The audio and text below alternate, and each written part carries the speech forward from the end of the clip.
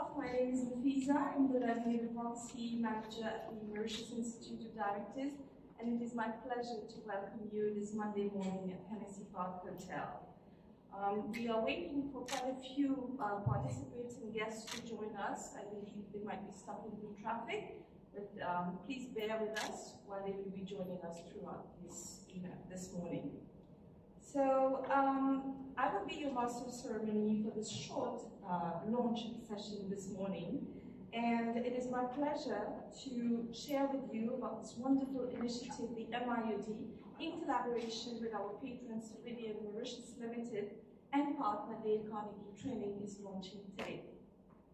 Before moving on with the program of this morning, I would like to share with you a short video showcasing the wonderful work done by our Women Directors Forum, where we awarded around 139 participants who completed our Women Leadership Academy program, some of whom are present. I hope that you've enjoyed a snippet of our Women Leadership Academy award ceremony held last year. We're launching a new cohort of the WLA this month on the 23rd, so if any one of you is interested to join, please do get in touch with the MIoD and we'll be happy to assist. Some housekeeping rules before we start. I would like to request you to please switch off the sound of your mobile phone during this event, while also following the sanitary protocols in place at the venue. It should also be noted that our photographer will be taking pictures during this event to immortalize this wonderful gathering we had this morning.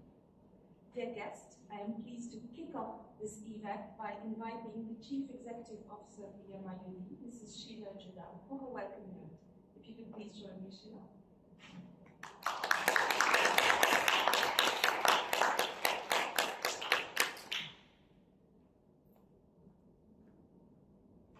Thank you, Nafisa.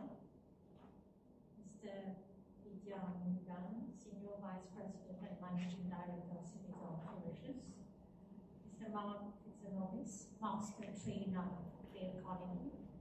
Mrs. Virginie Godelier, Deputy Chair of the MIoD. Mrs. Vimia Padu, Equity Partner and Managing Director at Dale Carnegie Mauritius.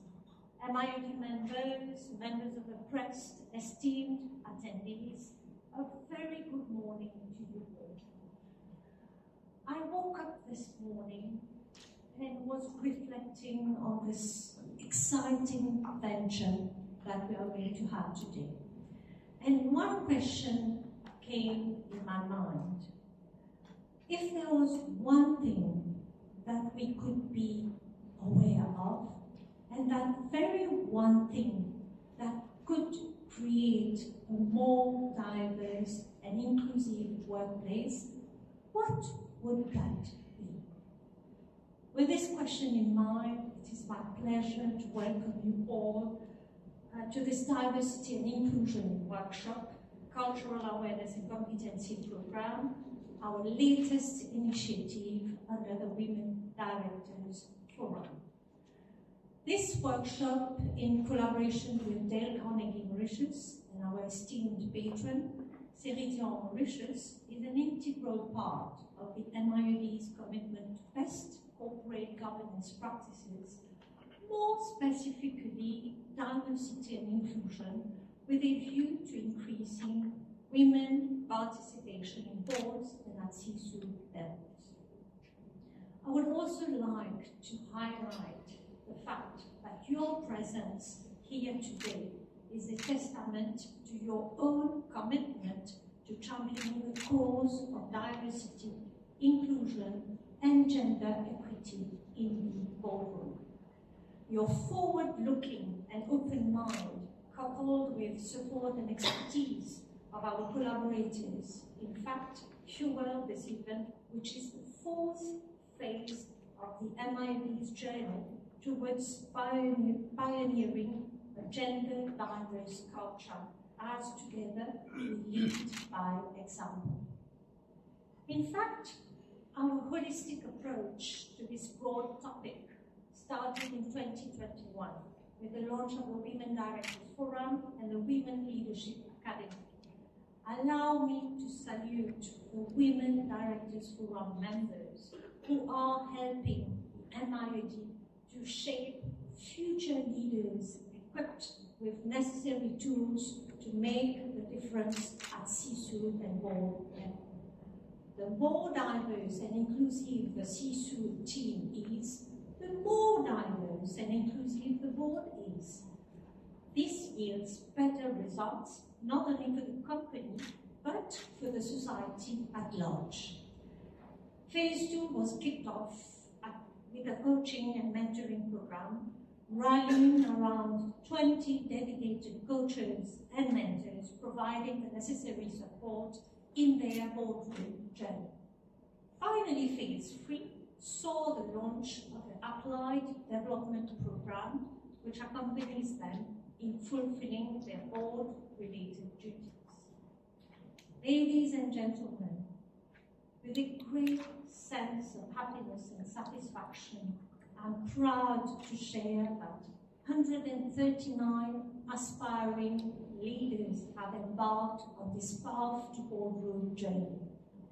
Now on to today's essential theme, that is the ultimate piece of the diversity puzzle, without which diversity is but a lofty adjective that does not quite work nor last.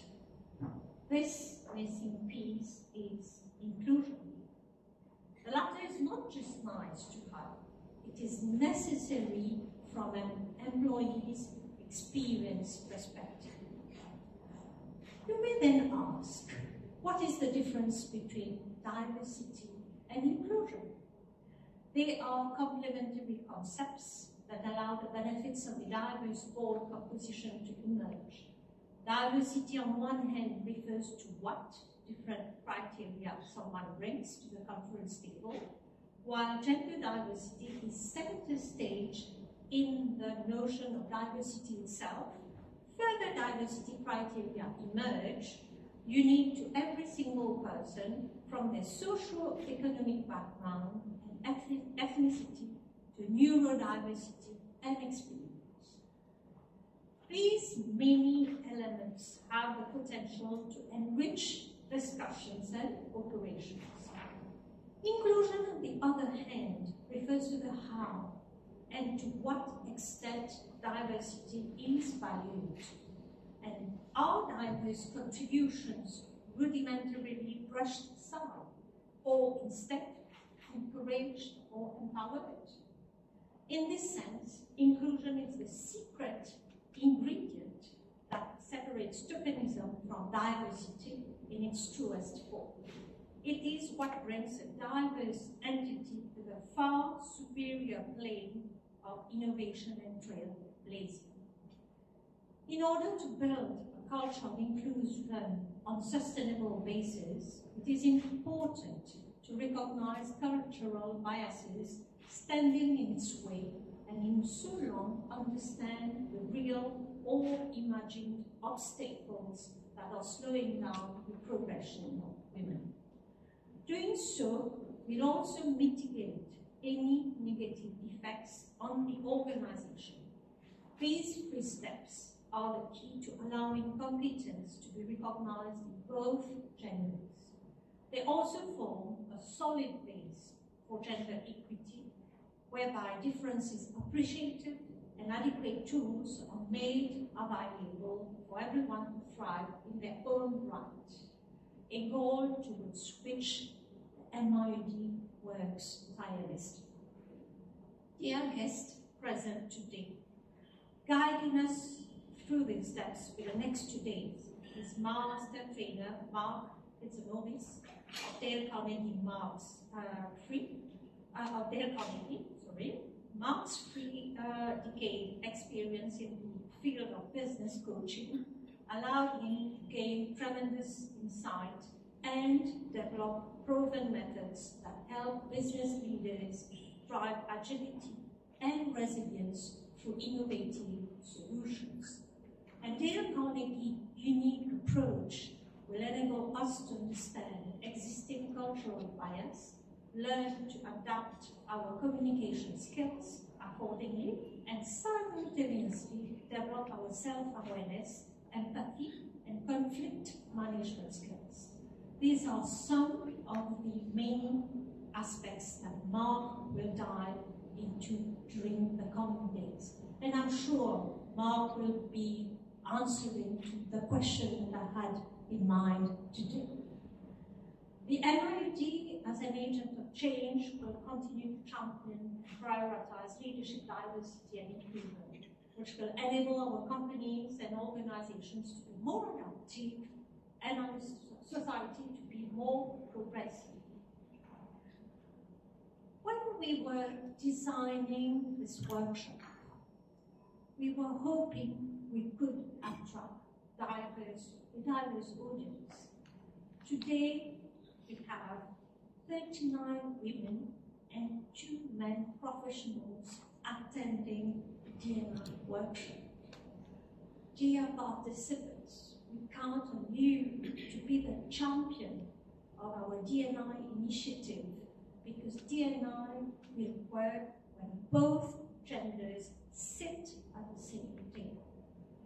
We need more men like Vidya here present today, and our chair, who could not be with us today, but who follows closely what are we doing at the Women Directors Forum.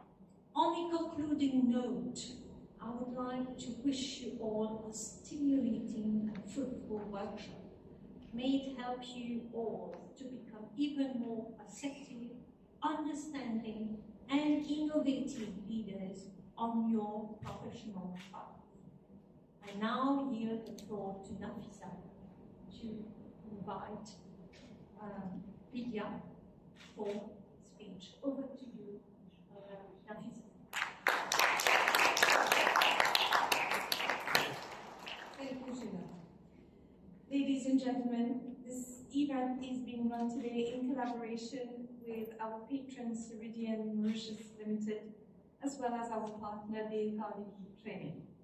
It is thus my utmost pleasure to welcome our next speaker and partner for this event, Mr. Lydia Munigan, Senior Vice President and Managing Director of Ceridian Mauritius Limited.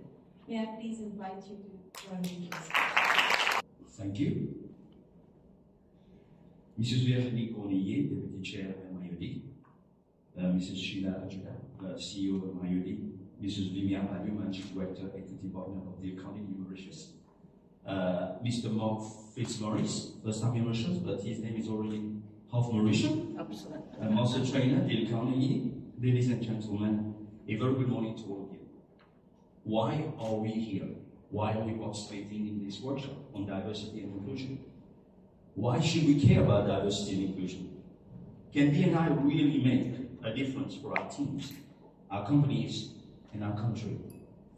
I think we are participating this morning because we want to harness the full potential of our engaged workforce, be more productive, competitive, so we can achieve higher growth and be more profitable. Just a few words about Ceridian for those who don't know who we are and how we connected to this topic. First, we are extremely proud for MIoD to have invited us to be associated with this event. So we are a global software company in human capital management. We build, sell, support software, and our software actually help companies handle this topic to a large extent. When we talk about equity of pay, when we talk about how you have equitable leadership at different levels, the software actually gives you and track the data much more effectively. So we've been in Mauritius for about 23 years. We employ 1,300 people, and we serve customers in North America, Europe, Africa, and Mauritius. Our technology, as I said, ensures that our customers are able to track, because increasingly this is becoming a competitive advantage. Now, the CEO of MIoD kind of gave a little bit of definition of what diversity and inclusion are, and I'll just add to her remarks. Diversity is defined as the characteristics, experiences, and other distinctions that actually make us unique. There's not one single person, there's not one person in this room exactly the same as another one. Most people understand diversity on a surface level. That is characteristics that you can see on the outside. The term represents a broad range of experiences, including socio-economic background, upbringing, education, religion, race, ideology, marital status, age, education, disability, and more. Diversity without inclusion will actually do nothing. So inclusion is the glue, is the secret sauce, actually, that wraps all of these differences together to create a diverse workplace. It means creating an environment where people feel included, welcome, and valued. Diversity and inclusion are complementary, like Sheila mentioned earlier. And there are terms that depend on each other. Diversity is important, but if we don't have an inclusive culture, it will not stick. We need to focus on both. A bit of context about the country, Mauritius, and how this is so important for not only our companies, but also for our country. We have a very rapidly changing environment, increasingly complex, with geopolitical risks, of wars and climate change, etc., which we are very impacted by. There's low representation in the National Assembly of women. We have about 20% in Mauritius. We have 35% in the UK, 39% in France, and 61% in Rwanda. And I'm not suggesting we kind of beat Rwanda. Rwanda actually is the has the largest representation of women in the world. But we're still quite low. We have low representation of women at board level and executive leadership in Mauritius. And MIoD has one of the mandates is to try and address this. We have a demographics time bomb in Mauritius. Yeah, we don't talk a lot about it, but I would say that this is probably our #1 problem in this country. Because in a decade or two, we will start feeling the impact it has on our society, on our economy, if we do not address this. We have a declining workforce. In 2019, our workforce started to reduce year over year. And that's obviously a big concern to us as a company and also to all companies in Mauritius, because it stifles our growth. We need every talent that we have. We have also an accelerating brain drain. People want to leave the country and go and work for other countries and other companies. And in our case, as a technology company, we have very low participation of women. And this is a big problem. So Mauritius' economic model should be sustainable, equitable, and inclusive, which is the only path for better quality of life of Mauritians.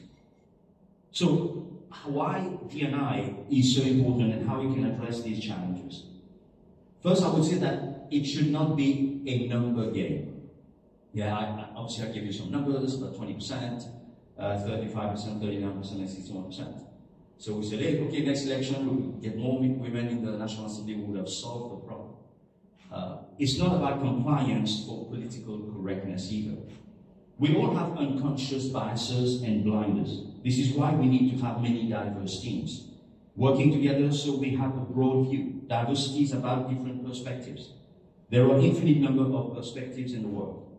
The best companies make huge investment to build extremely diverse teams operating around, and that's very important, a shared vision and shared values. Women represent a very important section of the population and has enormous economic potential. By excluding this part of the population, it becomes costly for businesses because of loss of productivity and output and opportunity.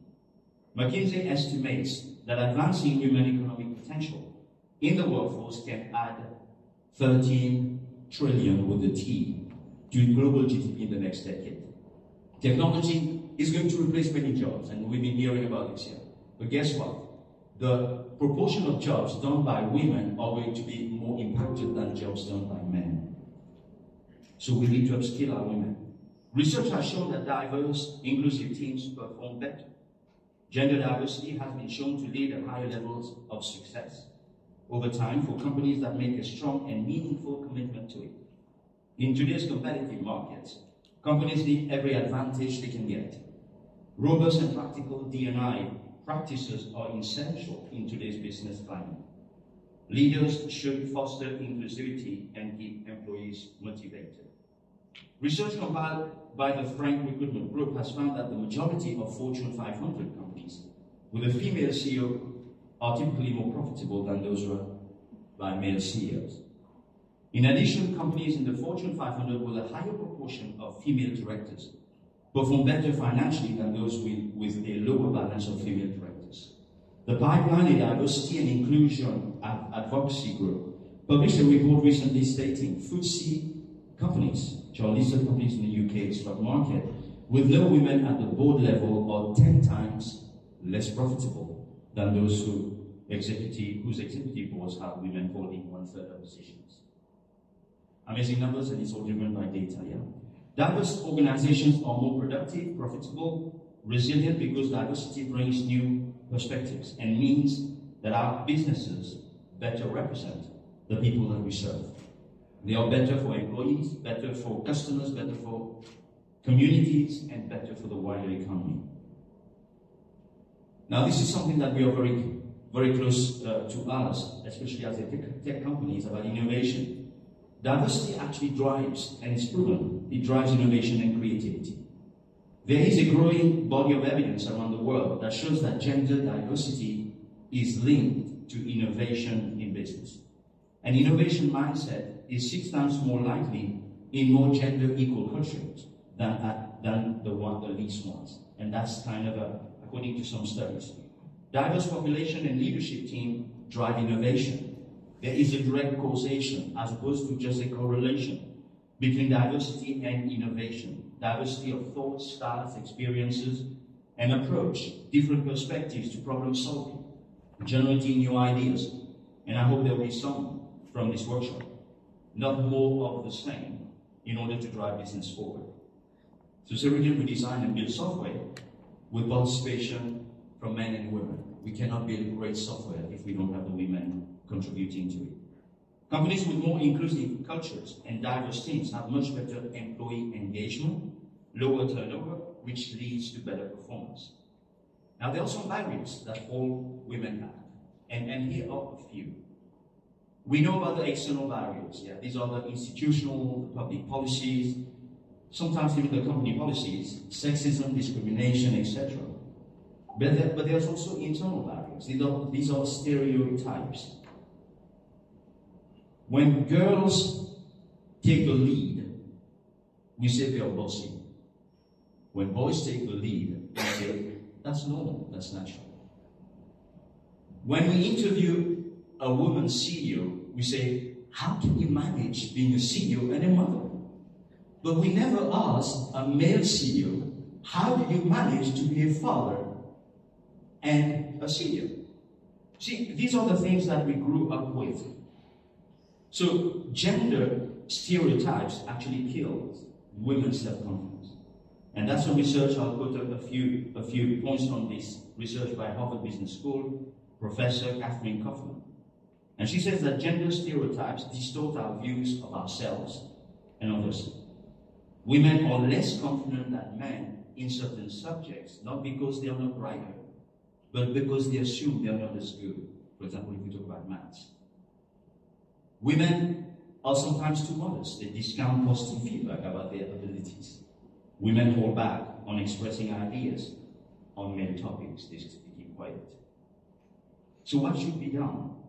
Until we can change these stereotypes, it's essential to think about how we can better inoculate individuals from biases induced by stereotypes, helping people to pursue fulfilling careers in the areas of their passion and the talent that lie within them.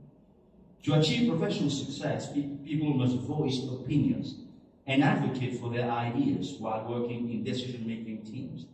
So it's a problem if women stay quiet when it comes to male-type subjects. They should express them. They should structure group decision-making in a way that assures the most talented members both volunteer and are recognized for their contributions despite these gender stereotypes. Now coming to why Ceridian we are sponsoring this workshop.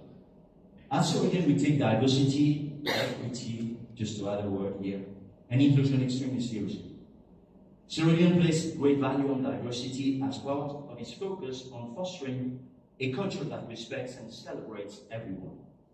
As part of these efforts, Ceridian has sought to achieve gender parity in its workforce and close the pay gap between genders globally. We have implemented innovative programs to promote diversity and equity through a number of initiatives and programs which are designed to remove systemic barriers and provide career development training and opportunities to underrepresented minorities. These initiatives include our Global Diversity Advisory Council, our School of Diversity, Equity and Inclusion, and also as a company we have been providing flexible working practices for our people many years, even before COVID-19. And that includes compressed shifts. People, mothers, fathers will work, and then at the time to pick the kids at school, they will leave the office, they will go and pick the kids, stay with the kids, continue their work. Now most of them actually work from home, and more recently we have introduced what we call the compressed work week, where you work 9 days and 1 day off, 9 days and 1 day off. This ensures that they are able to spend more time with their families. Ceridian was recognized in 2023 Bloomberg Gender Equality Index. This index measures gender equality across 5 pillars: leadership and talent pipeline, equal pay and gender pay parity, inclusive culture, anti-sexual harassment policies, and external brand. In 2018, Ceridian Mauritius was achieved the EDGE certification, and I think this is the first for any company in Mauritius for gender equality in the workplace. So we were audited based on our policies and our pay equity, etc. In addition to these programs, we have been very active in Mauritius since 2009 with Ceridian Women Network. The list is very long, so we help women to kind of embrace technology, kind of demystify what technology is only for men, etc. We train the girls and the women on coding. And also we collaborate with Business Mauritius, sharing our experiences and our best practices, hopefully to make a difference in Mauritius. So just in closing, I would like to go back to why we're here.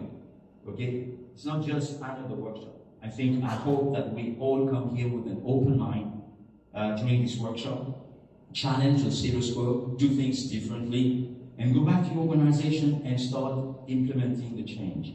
Be the change,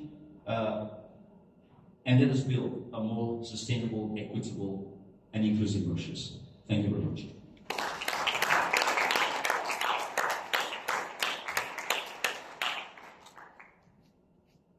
I could not agree more to so many things you've pointed out, Lydia, this morning. So thank you very much, Mr. Monigan, again, for this enlightening speech and your support as well as your sponsorship in the launching of the Diversity and Inclusion Cultural Awareness and Competency Program.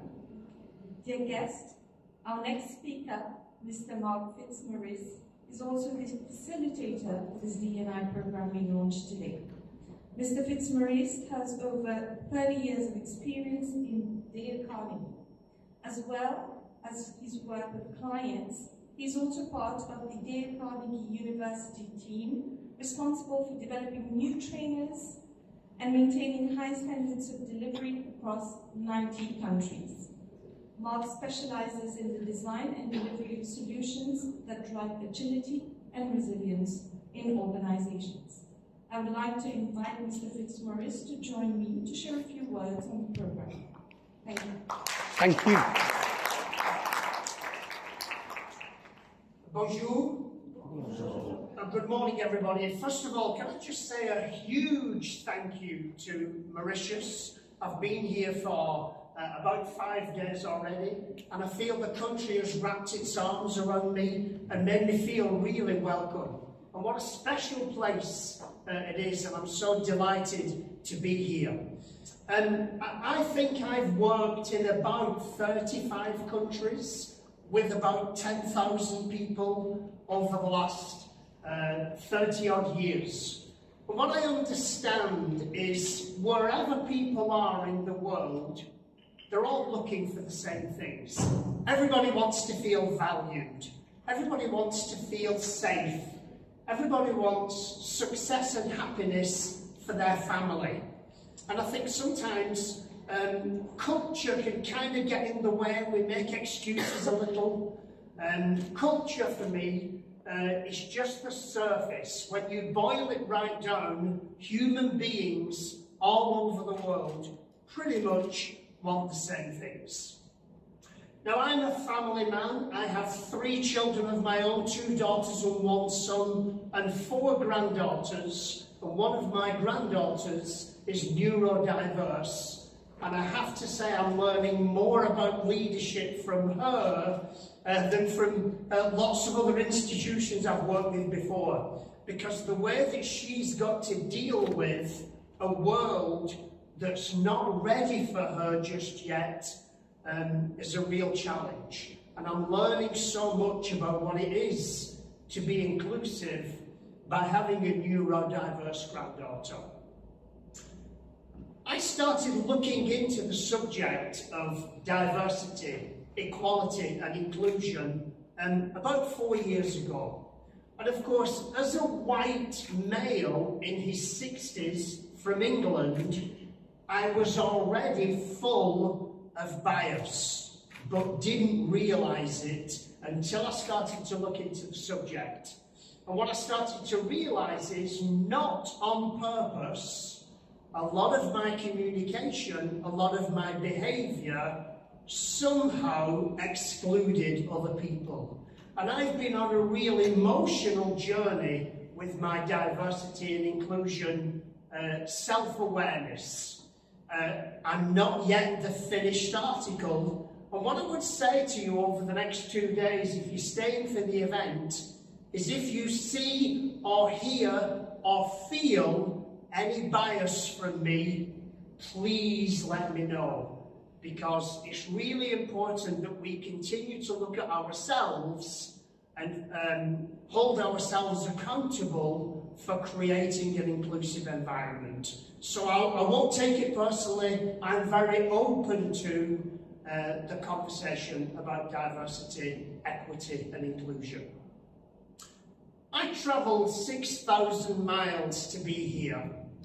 And when I landed in Mauritius and talked to some of the organisations that we've had the pleasure of meeting, what I realised is the business issues are the same. So there's a huge war for talent. There's a huge shortage of the right kind of people to work in our organisations.